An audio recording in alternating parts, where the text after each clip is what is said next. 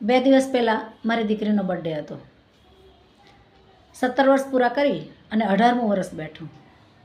અને આ 17 વર્ષ દરમિયાન દરેક બર્થડેમાં કંઈક ને કંઈક એવી મોંઘી ગિફ્ટ આપતા. ક્યારેક ઘડિયાળ આપતા, ક્યારેક ચાંદીની ચેન આપતા, તો ક્યારેક એને ગમતા કપડાં આપતા. પણ આ વર્ષે નવું કર્યું. આ વર્ષે એને ગિફ્ટ આપવાને બદલે થોડીક પ્રોમિસ આપી અને થોડીક પ્રોમિસ લીધી. આ પ્રોમિસમાં અમે એને ન ગમતા કામ અમે નહીં કરીએ અને અમને ન ગમતા કામ એ ક્યારેય નહીં કરે, આવી વાત થઈ. બીજી વસ્તુ, એને લાઈફમાં ગ્રોથ માટે જે પણ જરૂરી છે એ દરેક વસ્તુ એ કરશે એવું કમિટમેન્ટ આપ્યું.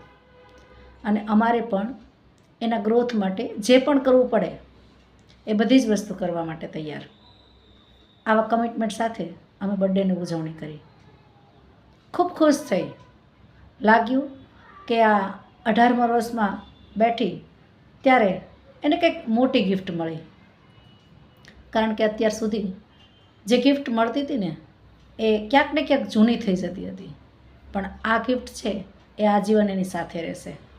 તો મિત્રો, તમારા બાળકોનો બર્થડે આવે ને તો તમે પણ આવી રીતે આવી નવી ગિફ્ટ આપી અને એનો બર્થડે ઉજવી શકો છો. અને જો ઉજવતા હોય ને તો તમારા બાળકમાં શું ચેન્જ આવ્યો એ મને કમેન્ટ કરીને જરૂર જણાવજો.